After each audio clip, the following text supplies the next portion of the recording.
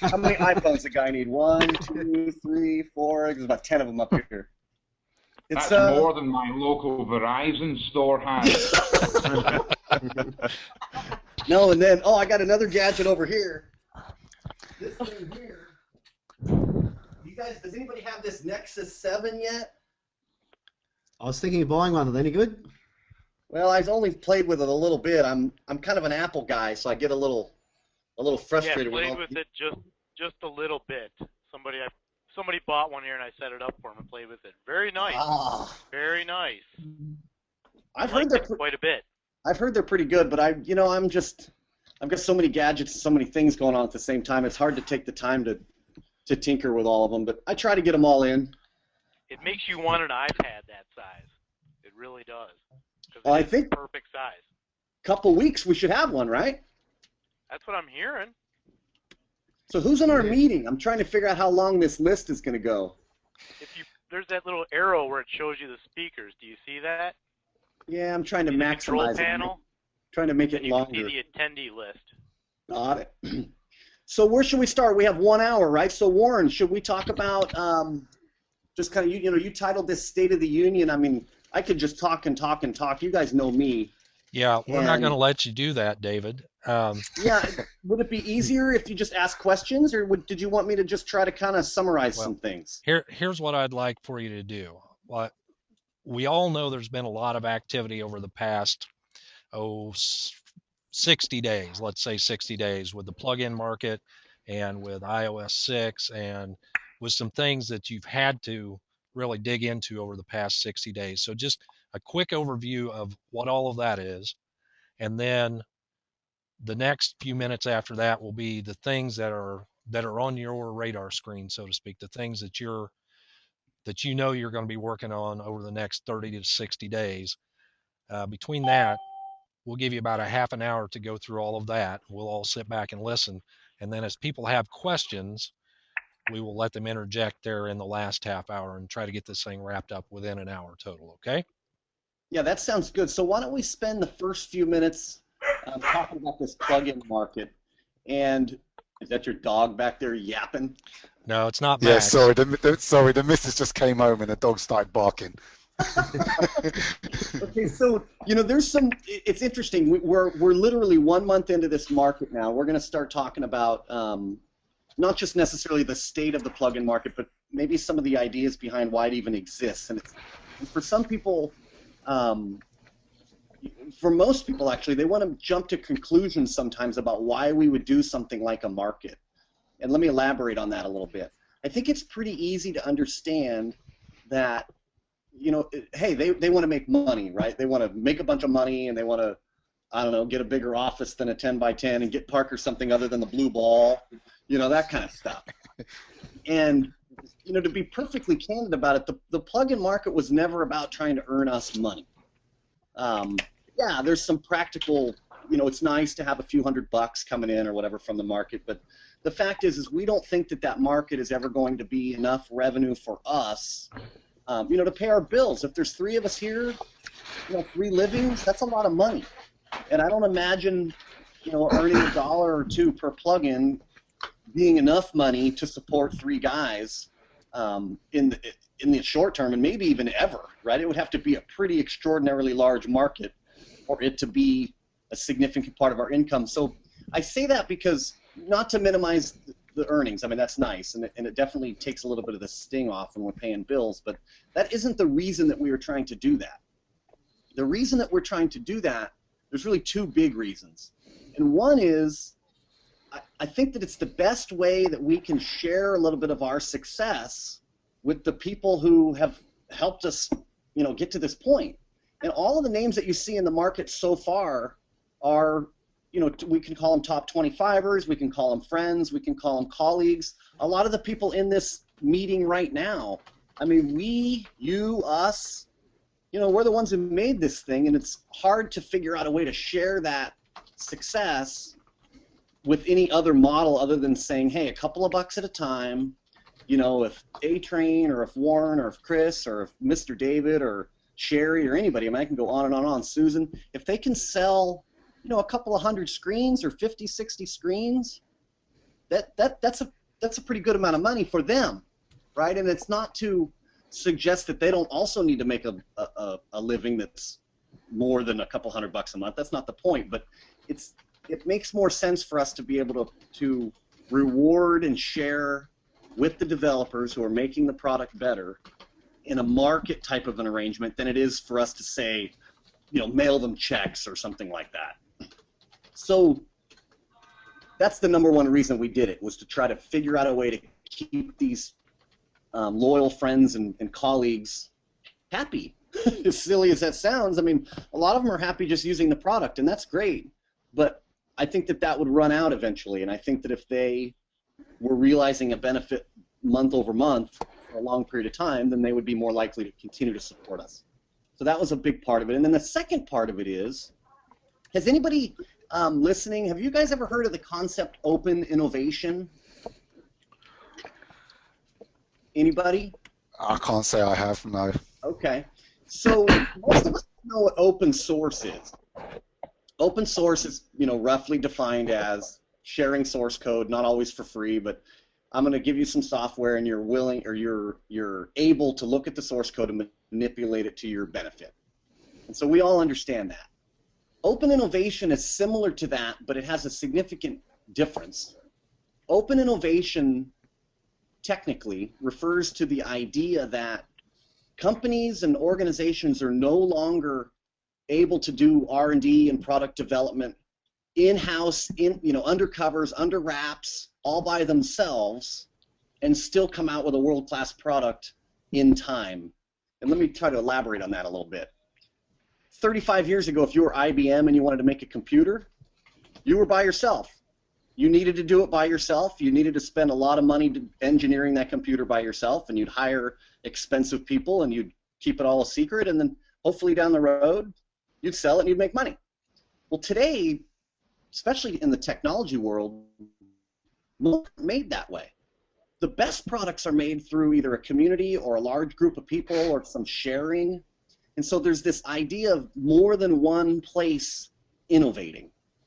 Well, if an organization is going to have to reach out of their office and out of their boundaries and ask a larger audience to help them innovate, well, you have to figure out a way to make that equitable for everybody innovating. So in this case, this is just a simple example, this plugin market, of people helping us make this product better and our ability to share a little bit of the money with them.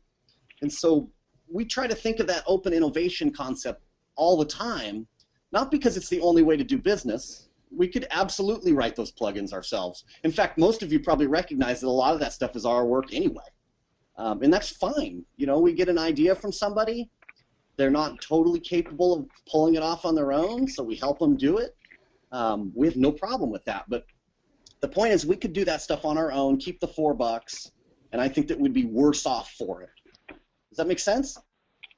Yeah, Absolutely. So there's the 5-minute plugin market, topic. So do we want to Warren? Should we take a couple questions about plugins before we move on? Well, that's up to the group. I guess I would have a couple of questions about plugins myself. Sure. By turning over the plugin market to the developer community, does that mean that we're not going to see any more Buzztouch labeled plugins, like freebies that are part of your self-hosted package or part of buzztouch.com? Not necessarily. I got some sun in my eyes here. Let me get this. It's finally sunny in Monterey, and we're all in shorts and freaking out because it's hot out. But anyway, no. To answer your question, no, we don't intend on. Well, there's a couple different ways this could go. In a selfish perspective, to answer Warren's question, yeah, it would be great if there were no plugins in the market that we, quote unquote, had our name on. Not because we're not proud of what we make, but because it feels to us that it's more obvious to the new visitors to the site as to how the system worked if they realized right from the beginning that, okay, Buzztouch makes this amazing software, Buzztouch makes this control panel, and then people in the community make the screens for it. It would be easier to understand, I think, if all of them were made by community members and developers rather than some of them made by us, some of them made by them. However, that might not be realistic, and it might not be a reasonable way. It might not be reasonable for us to say to our new visitors and our new customers, hey, we don't make screens, right? We may always have to do that. And so a lot of you have heard me comment about having hundreds of ideas and hundreds of screens to develop. I still have those. You know, I can't whip them out every 5 minutes or every day or whatever, so it's hard to keep introducing them. But we may stop. It's hard to say. We may stop rolling them out, and we may kind of find people in the developer community who might want to champion some of those ideas and do it themselves with our help. Or maybe that doesn't work. You know, we're 1 month in, and there's already some issues around support and answering questions, and it's challenging to know, you know, how is that all going to look in 6 months? And it might be that in 6 months we absolutely roll out plugins on our own, right? Keep the money, don't share any of the sales, and it's just a necessary part of our business. But I'd like to think that that's not going to be the case. I'd like to think that all of the new plugins that come to the market will be created by developers. So hard to know, though, really where that will go. So can I add to that? Sure. Funnily enough, some months ago I started. I posted a comment which got loads of posts, and funny enough, you David actually put your 2 pence in as well. And basically, what happened was I basically asked for a developer who I was willing to pay to develop a plugin for me, and it caused a massive debate. Everyone was saying, you know, plugins should be free, right? You know, they shouldn't be charged. But I actually see a lot of benefits by introducing this plugin market. And my main, the way I looked on it was that it was going to improve our products, and maybe not at the very start, but I do believe that in months to come, the plugins will get better and better and better. Therefore, our products will get better and better as well. So I see a lot of pluses, and I think it's actually one of the best things you guys have done recently, to be honest. Because I think the other issue was I always saw a lot of posts, people requesting plugins, but I also understand as a developer myself that trying to find the time to do all these plugins, it costs money, it costs time, and I'm assuming that it was better for you guys to spend more of your time making sure that the actual infrastructure is sound and not having to worry about creating plugins for the rest of the community, and let developers in the community make those plugins, and then you guys sort of, you get the best of both worlds, don't you? You get to satisfy everyone. So I see a lot of pluses for it, and I do believe that the plugins in there will get a lot better in time as people start to get used to the idea of actually creating them and putting them into the marketplace. So I think it's a great thing, to be honest. Well, that's good. Yeah, it's nice to hear that you think it's a good step, and it hasn't yet saved us any of that development time that we'd hoped for. I mean, like Parker right now is working on somebody's plugin, right, and trying to figure out what it's supposed to do, trying to figure out why it doesn't work, trying to figure out, is it supposed to be for iPhone or Android or what the heck, right? And so far, it hasn't saved us any of that development time, but what it has done is accelerate the speed in which the product can be advanced. I mean, there's a dozen new screens in the last 30 days that we didn't have before, right? So that's great. Over time, though, I agree with you in that when we get better at explaining how this process works, when we get better at explaining how you can do it yourself, we do hope that it saves us time, and I think that it will. And maybe we have get-togethers where we have plug-in parties or whatever, and we do some of this stuff in person where we can actually do some teaching or whatever. But I agree. One more question: are there any tips that you can give? Because I want to submit some plugins, but one of the things I'm concerned about is when I send it to you guys, is it in the right format? Is there any tips you can give me right now that can make your life a lot easier at your end? Yeah, so that's a great question. So the first remark to that is, yeah, most of the plugins that we get are not what we would call, ready for market, nowhere close. And that isn't because the person isn't trying or doesn't necessarily want that to be the case. It's usually just they just don't understand, and that's okay. So the tip would be download an existing plugin that you're already using, and download that PDF document that's in the how-to section. I think it's called, creating and sharing plugins or whatever. And try to get your head around the plugin package itself. So it's got 4 or 5 files in it. It's got a couple of folders in it. And sometimes we get these packages that don't even understand, they haven't even followed the guidelines in terms of the files that are in there. And so if you can just try to get an understanding of how one of these things is moved around in this archive, you'll be a lot better off as you try to use them. And so that would be the tip number 1, is trying to understand how the archive's put together. And then tip number 2, if you can try what you've used in a self-hosted panel somewhere, great, try it out, see if it works. And if you can add notes to maybe to the README or something for us that says, hey, I tried to use this on iPhone, it works great, but I can't use it on iPad, or I can't get it to work on Android, I'd really like to. Just it's amazing how many times we see these things, we open them, and then again, first month, and we open them up and we think, I mean, does this guy even do anything? Is there any effort here at all? We're trying to help somebody make a plugin. We're not trying to make it for them. And so a little bit of effort by way of a couple of paragraphs as to what you did and what you tried to do. We want to see you guys get good at this. Not for our benefit, but because we recognize that if you're going to be a mobile developer, the more you can understand, even if you don't identify yourself as a developer, if you're just helping a customer or something, the more you can understand about how it works, the better off you'll be. You really will. And so, don't be bashful. You can't hurt anything, can't break anything. Just send it to us. We'll see what you have, and we'll fix it up. And then the third, but that's why, Ben. One more. But that's why. Go back. Yeah, sorry, go on. I have to do the raise hand thing, but I was going to say, but that's why venues like this and us figuring out how to do the WebEx is so important, or however we communicate, because that way, David, you can teach a lot of us at the same time how to do what we need to do plugins and do them right. Totally. I think one of the things that we should do if Warren is gracious enough to try to kind of spearhead these webinars and put more of them together, I think maybe we should explore maybe an idea that we all agree on or something, and I'll just make the darn thing right on the screen and show you guys step by step how I would do it and attack one of these things. It could be a simple idea, it could be a plugin that does something relatively elementary, but I think just going through it a few times would really help, and listening to me and listening to my logic would help you guys understand how to take some of the witchcraft out of here. It's not that hard. What Danny the other day in the forum said, he said it comfortably. Something about, I love it when David talks about how easy this is, as in that's just ridiculous. It's not easy. And one of the challenges I have is I do think that a lot of this stuff is easy, and not everybody does, and I lose sight of that. My enthusiasm gets me a long ways, but I stay up hours and hours and hours hacking my way through this, trying to figure out why it won't work.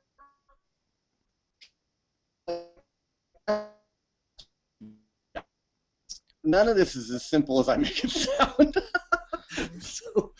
which is fine. But so anyway. So can I one more question just on the plugins? Sure. How does it work in regards to web-based plugins that because like for example, a lot of the apps I've made Buzztouch, I'm using like sort of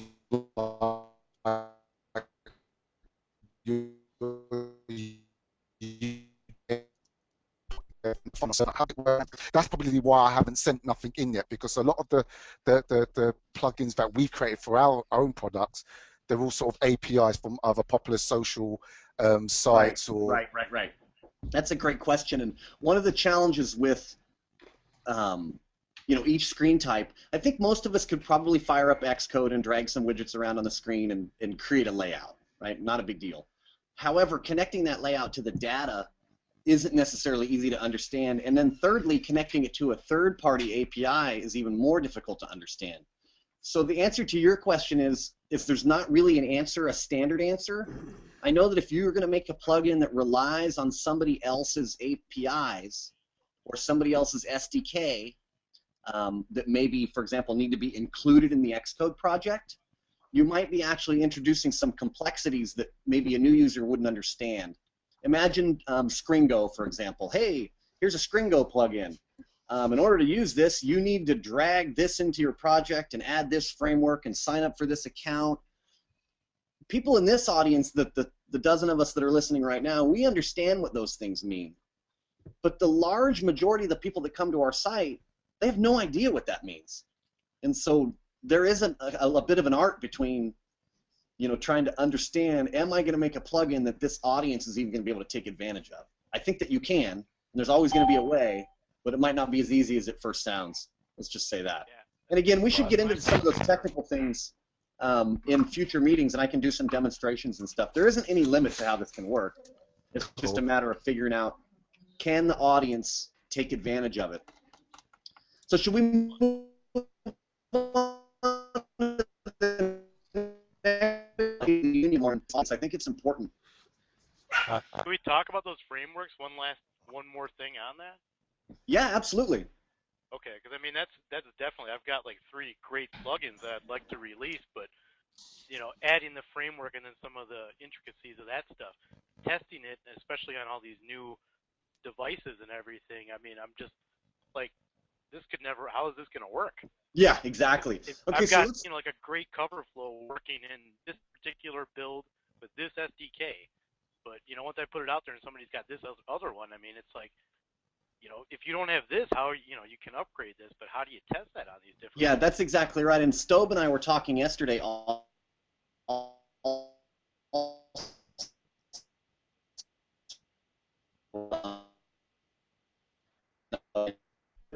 you're exactly right, A-Train. And let me back up a little bit and explain to you how the packaging process works, and I'll try to keep it short so that you can maybe get an understanding of how some of these frameworks can be installed or whatever. If we knew that all of the versions of Xcode that were out there being used had a plugin or a framework already included, it would be much easier. And I'll give you a perfect example is your TweetSheet plugin, which is an awesome plugin, requires the Twitter framework. Well, for you and I, it's easy to understand how to go to, you know, compiled sources, click the plus button, find Twitter, add it to the project. Not a big deal. But for most people, they don't understand that. So it makes sense that the packager would already include the Twitter framework in their download when they downloaded it. Here's the challenge with that. The Twitter framework didn't exist in previous versions. So in one hand, I could easily include the Twitter framework in all the downloads if I knew that your Xcode was capable of even understanding what that meant. So one of the problems that we have and the challenges that we have that you're understanding now and realizing those are all these different versions of Xcode. So one of the things that I wanted to bring up today, which is definitely not, you know, a news item or something that's going to happen, but it's something I wanted to let you guys know that we're working on and thinking about and considering, is related to how you download a project. And PSM Danny also mentioned months ago, hey, what happens if I have 500 plugins in my control panel? Imagine how large your project download would be. Right? That would be crazy. So what we're trying to do is figure out maybe a better way to do this would address that problem and the frameworks problem. So imagine doing something like this. Instead of having you click one button and prepare the project source code for your app, maybe having 2 steps. And the first step would be download the project source code just like now. And then the second step would be something like prepare plugins or something. And so you would get a second download with only the plugins in your control panel that you need for that app, as well as a pretty detailed document explaining maybe some of the dependencies you'll have. In other words, you'll need this framework and this framework and this version of Xcode in a very simple, like, kind of, are you sure, you know, are you going to be able to do this kind of thing to try to prevent you from that headache? Right, that's what I'm thinking. If you put it in there, you put the package and you say, I built it on this and I tested it on this and it works on this. Exactly. You buy it. This is the car you're buying. Now, if you want to take it home and stick a different engine in it, go ahead. But this is what you rolled off the showroom floor. Right, and then the other idea, the other idea relates to the plugin market itself, which is very much just a list of stuff right now, and we've been holding back on trying to reorganize that marketplace when we're talking about things like discovery and searching and all that. Think of it this way: we may be best off as a community, all of us, asking these new users in advance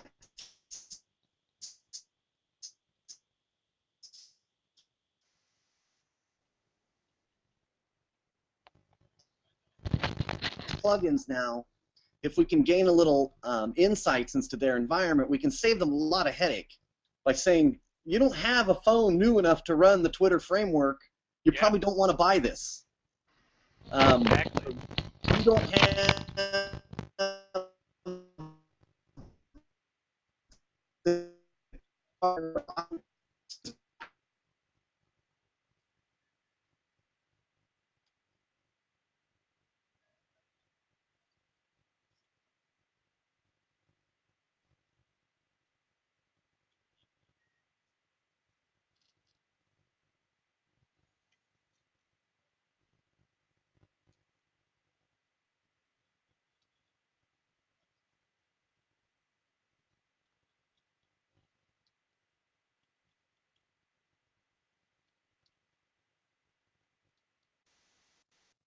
Yeah, I was talking.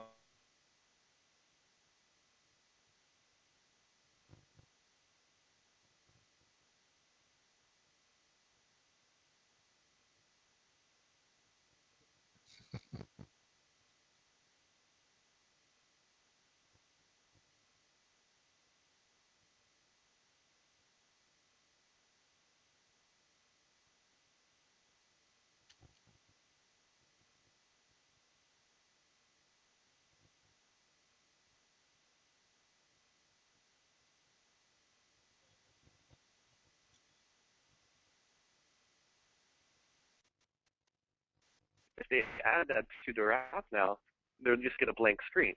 They'll Right. have to recompile the entire project. Right. And No, and that's a good I concern. figure that's something that they might need to know about.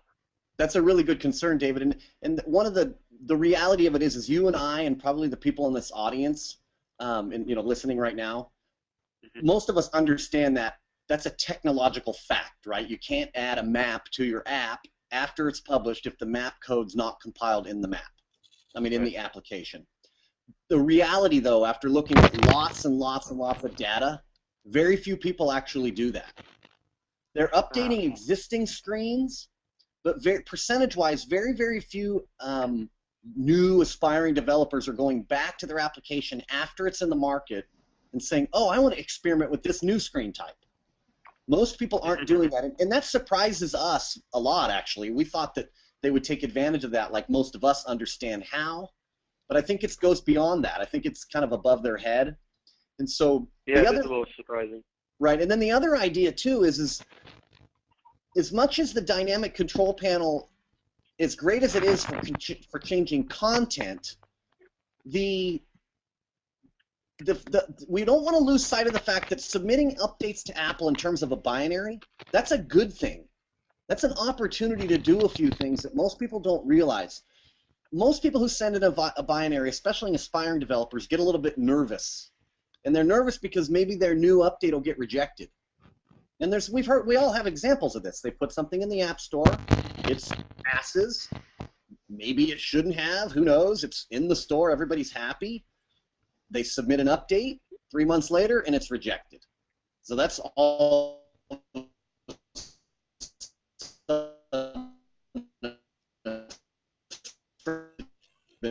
was approved. Who knows? And the developer, the Apple review people are differently. But let me suggest this to everyone. When you submit an application update, there's 3 things that you're doing that are a benefit to you, the developer. And the first and most important one is Apple's going to reach out to all your installed users and tell them, hey, new update. So you get a marketing opportunity because you submitted this binary. And it doesn't cost you any money. And so if Apple will reach out to your user base and put a nice little badge on their home screen for you, what could be better than that?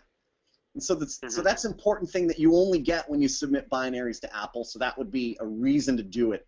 In fact, some developers do it like every month just to do it, and they almost make up little hidden bug fixes just so they can put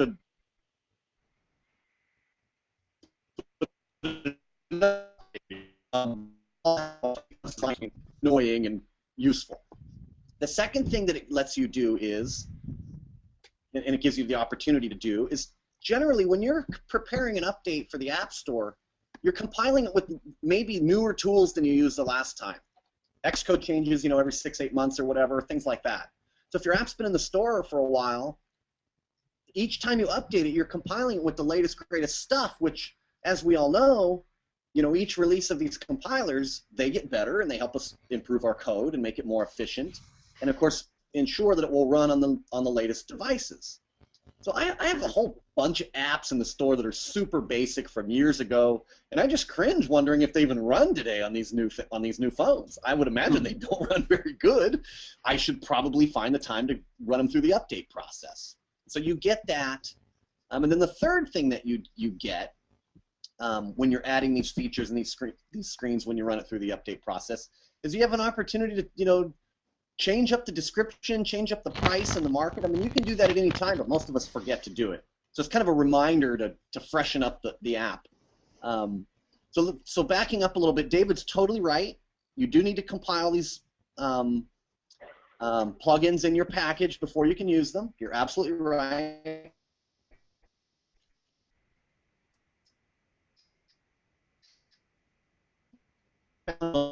Content within each plugin. So I think we'll be okay.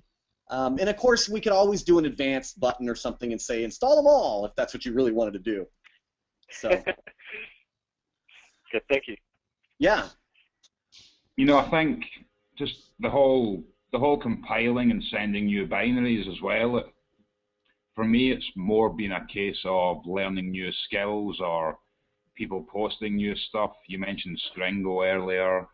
So that was an update for me when I added in push notifications. Again, that was an update for me and a nice little blurb on in iTunes. Now added push notifications, stay in touch during match days. So like all these things, Stringo, push, Game Center, these things are great opportunities to advertise to your users that, hey, look, I'm working on this. You didn't pay $2 for this, and I've left you now. Right. This is an ongoing project that I'm supporting, so stick with me, send me suggestions, give me feedback. Totally. And that's always seems to generate user responses more than anything else once the app's actually been published. Mm-hmm. Hey, so let's move on a little bit before we run out of time. I want to talk about State of the Union stuff. I want to talk about this audience that we have. All of us. We all have this audience, and for some of us, it's good, right? I mean, some of us, we see these names in the market, the plugin market, and hey, a big audience, that's great. We're going to make a little bit of money, and everybody's going to be happy. I mean, some of us, it's bad. And I'll give you an example. Go Northwest has got to be sick of answering the same question 1,000 times. I mean, it's unbelievable.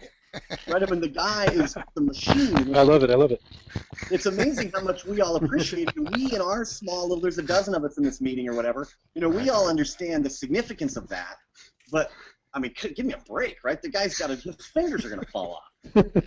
So, hey, Mark, do you want to speak to that? Challenge that we have, and we've kind of, we deserve this, good, bad, whatever you call it. The promise on our site and the promise on, in the search engines and all that kind of stuff, it's genuine, but it's not completely genuine.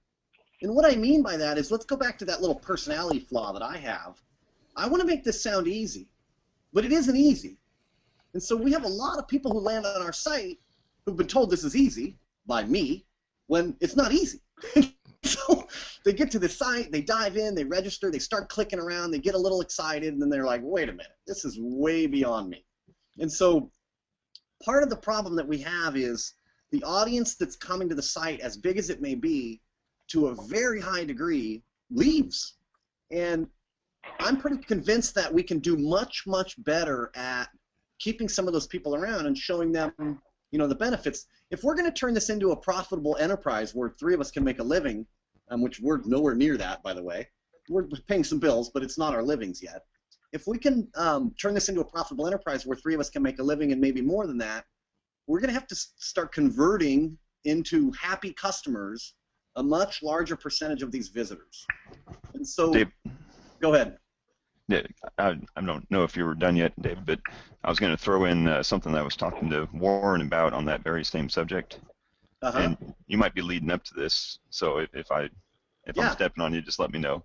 But one of your, I don't know if I call them competitors or another service like yours, has every Friday at noon, once a week, just a webinar like this for anybody that's signed up.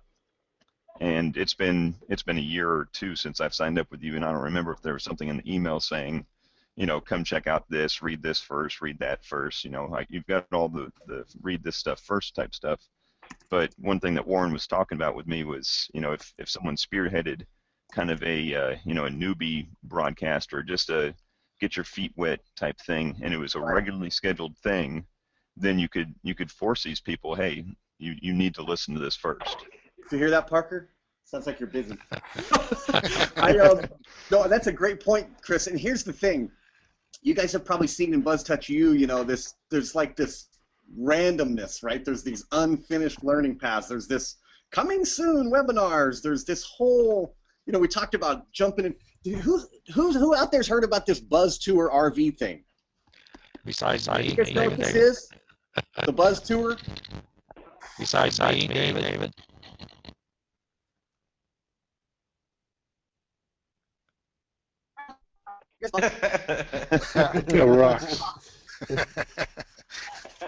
This damn bus right here. I'm seriously. Last summer, what's going to happen this summer? We need to take that to a race. The whole idea, right? We pull up, we throw the awning out, we put a whiteboard up, and we hang out and we write friggin' cheesy apps. I mean, what could be more nerdy than that? But the idea was trying to take advantage of a very large percentage of people online who are coming to this site who want to make apps, and we just can't reach them because we're too technical for them. And so if we were like a lot of the other services where we would do this stuff for them, it would be a different story. The problem that we have in that regard is I don't want to do this stuff for people. It's that simple. I don't want to be, a service that for $50 makes you an app. I'm not interested in that. I want to do business with people like you guys who have a sincere interest in understanding the process and taking ownership and responsibility for what you create, and therefore making more money with the things that you do create because they're yours. I don't want to sell $50 pizza restaurant apps. So in order for me to do that, I have to figure out, we have to figure out, Parker has to figure out, like Chris just said, hey, do we embrace these people in a different way? I think it's a no-brainer that we would have a way to welcome them. Some of the ideas, back to Chris's point there, which was this regular occurring webinar, if I ask you guys, well, I'll ask the first 3 people to respond, what's the best thing that you think about, what's the best thing about Buzztouch? Just throw something out there. Dave's book. Control panel. The fact that you had the source code. For me, that's the main reason why I joined you guys. Okay. Anybody else? Plug-in functionality. Functionality. How about community? Totally. Yeah. Absolutely. We get emails constantly about how cool it is and fun it is to know people that are in this same little problem world we're all in, right? We're trying to fight our way through making a cool app. We hear over and over and over again how nice we are. And it's hard for me to say, like, about me. We're good guys, and we're trying to help people out. And so when you get to know us, people tend to believe us. I mean, Warren, had me in some crazy little Midwestern town a month ago. I had a blast. And, we're friends, right? We're friends. And so he's convinced, like Chris is probably convinced, like I think a lot of us are convinced, that that is an asset that we have that the new people don't quite understand. We're normal people, just like you. We happen to be really good at making software, and we want to help you do it. And so having a daily webinar or something would be great, and that makes perfect sense. But we are up against the reality of, I mean, I could sit all day long on this screen and meet people and talk to people. We just wouldn't write any code.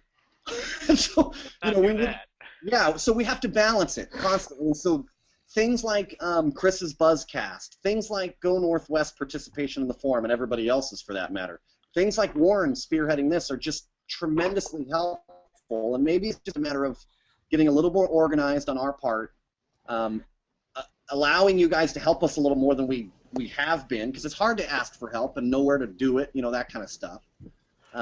Maybe we can all be better off for it, Well, David, anyway. we've used the term Buzztouch enthusiast and Buzztouch. What's the other term I'm thinking of? Evangelist. Yeah, exactly. We've used those before, and some of us like to think that we are. And I think with that weekly little newbie session, if one of us took one day or 1 week out of the month, it would only take 4 people to do this, and it wouldn't have to be you and Parker. You know, it could be totally. You know, I'd be willing to do 1 week. I'm sure Mark could do one. If Mark spent 1 hour on a seminar and saved him 500 emails, I'm sure he'd cash that in right now. That'd be awesome. I'd be all over that. So, and I agree. And so one of the things for me is, like, I love this. This is fun, super fun. Yeah, that is a great idea. The best thing about this seminar or webinar or whatever you want to call it thing that we're doing right now, I didn't have to do it. Right? Warren took all the responsibility and put this together, which was tremendous. And I'm sure he spent hours. And so with each one of these, it's not necessarily the literal 1 hour talking and hanging out and being, you know, together. It's the leading up to that. Who manages the attendee list? How does the technology work? And so maybe we should work together on the site somewhere to organize that. And maybe, like you said, somebody can just jump in and say, I'll take this one and run it. So that's a great idea. Another idea that I had, and you guys are really going to laugh at this one, is remember that the biggest challenge we have in terms of long-term viability, and I'm going to go off on a tangent. You guys see this list of companies on the wall right here? Can you read that? Mm-hmm. Yep. RIM, Rackspace, Verizon, AT&T, all these companies. These are huge companies that we want them to know who we are. Most of them don't, right? They just don't. And so in order for them to learn who we are, we have to take advantage of this audience that we have, that we're just they're just coming and going. So one way to do that, I thought, would be maybe some kind of a welcome wagon. And I know that's the crazy old man term, but if you've ever moved into a town and bought a house and the guy knocked on your door with a pizza in his hand, you know what I'm talking about. So we have this super cheesy little grid of 25, you know, latest Buzztouch people on the left in the forum. What does that even mean? They're just pictures. It doesn't even mean anything. And so maybe we can figure out a way to embrace those new users in a way that doesn't burden us. I mean, it's not reasonable for me to ask you guys, you know, for free because you think we're nice, to do all this work for us. We have to figure out a way to do it. And so we could do it in a simple way. We could do it in a more concrete way. I said that I didn't want to make $50 pizza apps. We absolutely could do something like, hey, pay $25 and somebody from our community will spend an hour with you and explain this process. Our motive and your guys' motive, if we work something like this out, would be to get them to see, you know, why it's the place to be. Their motive is they need to learn how this works. It might be a reasonable thing to sell. You don't have to give it all away. You can actually do better by taking people's money and offering them something professional versus free. And not everybody wants free and hang out. You know what I mean? The thing about having something for the thing about having something for free, David, is that there's not necessarily any commitment on the user's part to where you know I'm signing up for something every day, and I'm thinking, should I even put in my email address because I'm probably never log into this again. Right. But if you had you know, a lot of the services use the email autoresponders, so that a week after they sign up, there's this little reminder thing, nothing too, you know, spammy, but just a reminder, hey, are you finding everything you're looking for at Buzztouch? Here's a list of our facts. Here's a list of some posts that you should read. Here's the schedule of our, you know, here's a Buzzcast. Here's the schedule of the meetings that we have. You know, if you had just one little leader like that, that might be a big help. Yeah, I totally agree. So we've got about 15 more minutes. I wanted to touch on one other thing in terms of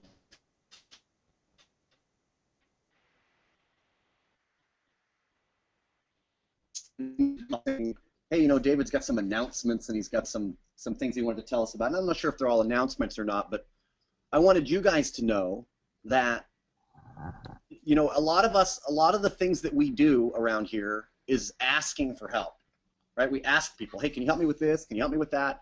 And a lot of the things that you guys do on the forum and our new users do on the forum is the same thing. They're asking us for help, which is fine. But it looks like, and this is, I guess, significant, it looks like the people that are in the plugin market selling plugins are all making money. Not a lot of money, but enough to make it worth it, in our opinion. And it's also looking like there's not as many of those people as we thought were going to be there. So it might be and this is after this, maybe we could have talked about this in the plugin section, but it might be that what we end up doing is making the plugin market something that's not everyone can sell in, and only, like, for example, us. And if you're not part of the club, you, by demonstration of XYZ, you're not going to sell in the market. You're just not, period.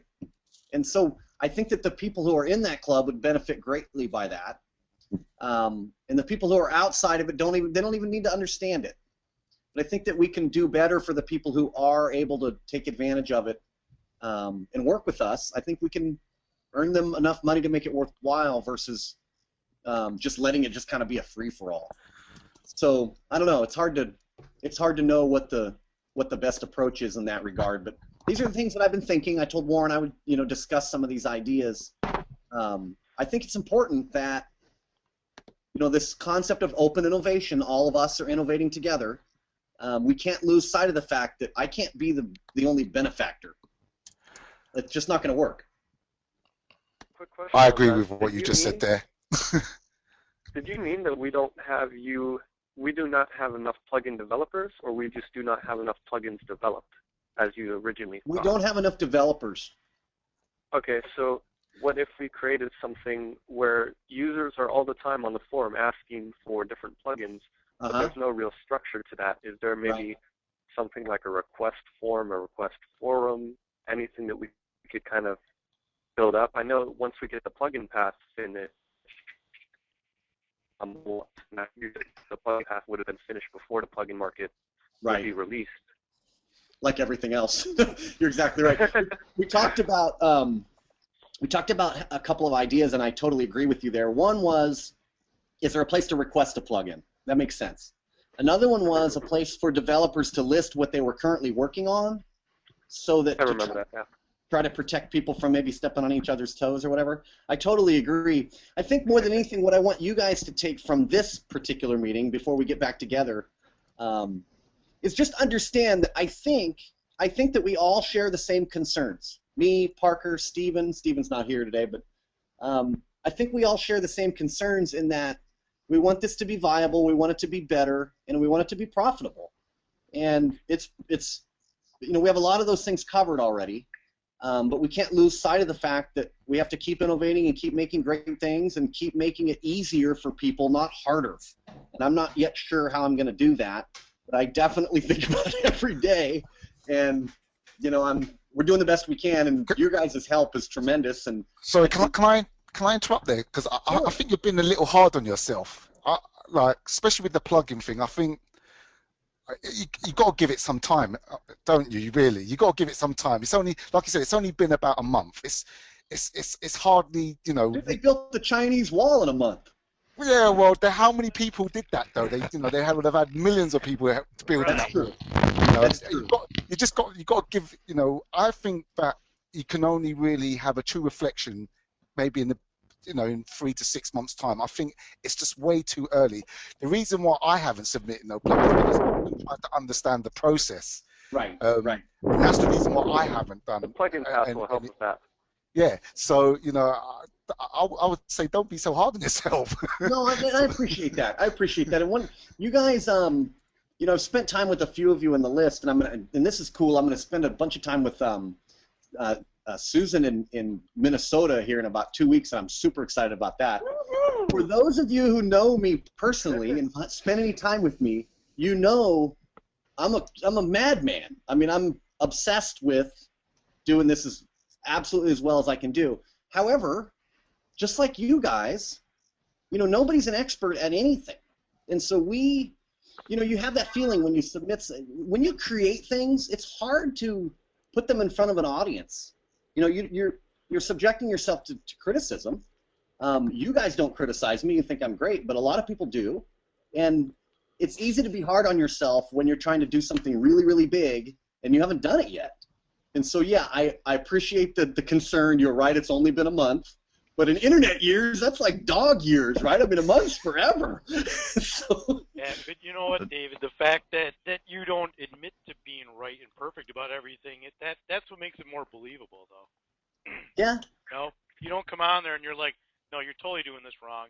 You have no idea what you're talking about, and that scares people away. But you're willing to work with people. That's why people want to work. Hey, coming out Fun moment. to learn from. You guys will laugh at this. I kicked somebody off our system the other day.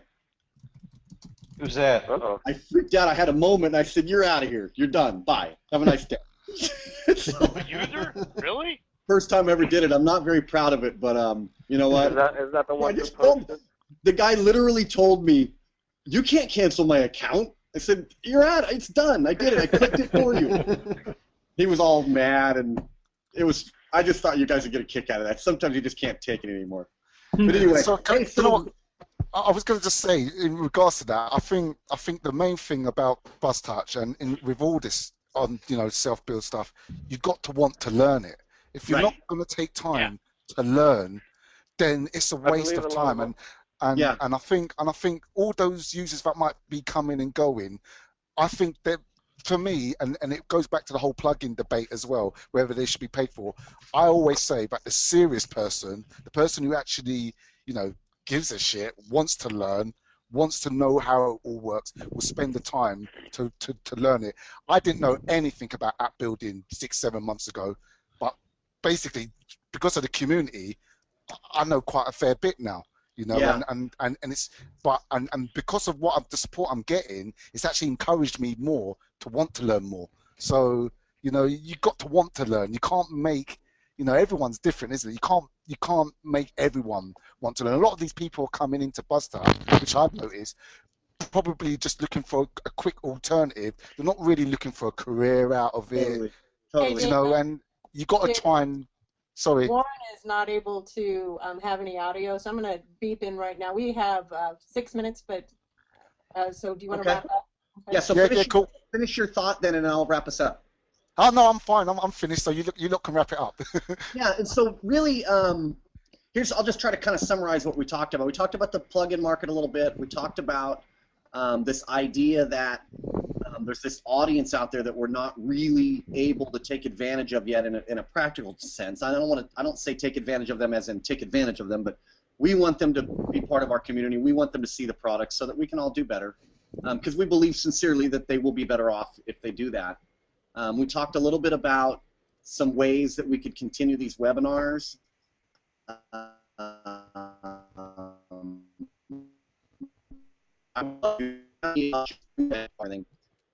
We talked about, some of the personality traits that I have that are problematic and good, and that's fine. I would ask you guys to just think about, when you're participating in the forum, just think about the fact that about 1 or 2% of the people who come to the site and register ever land on the forum. It's a very small number. And maybe you can help me with ideas or help us with ideas to try to change that a little bit. And I can think of a lot of them already. Maybe somebody can jump on and create a post, and we can all throw some ideas in there and collectively come up with a better way. But yeah, so thanks a ton for having me. I'll be more than happy to do this for anybody that wants to put them together. I'm on the West Coast, so the time's a little bit strange for some people. Hopefully I won't be in my little box. This is my little cube here. I got bad news, though, about the box. Some of you, I'm surprised nobody asked why I wasn't on the boat. I was gonna. Yeah. The boat, let me get a picture here. The boat is now in the boatyard. It almost sunk yesterday. Oh. Bad news. In fact, this is my teenager standing under the boat. Can you see that thing? Yeah. It's a pretty big boat, but it's in the boatyard now, and I'm not happy about it. It's hard to climb up a ladder to go down inside to work. Oh, no. Let me find him here.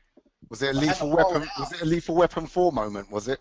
It was a lethal weapon 4 moment. I got a call from the harbor master who told me it was sinking. I was like, ah! So I ran down and pulled it out of the water, and I'll go deal with it later on. But anyway, so tons of fun, you guys.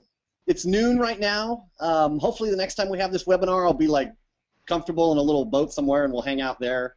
I'm thrilled to have your guys' support. It's tremendous, and I look forward to seeing you again. Cool. Thanks so much, David. Bye, all. Welcome to St. Louis anytime. Thanks, David. Thank Warren online. He did a great job putting this together. Thanks, Warren. Absolutely. Thanks, Warren. Thanks, everybody, if you can hear me. We can hear you. There we go. Thanks, Warren. Okay, finally. Only took half an hour for it to start working again. All right, thanks, everybody. Okay, so Warren.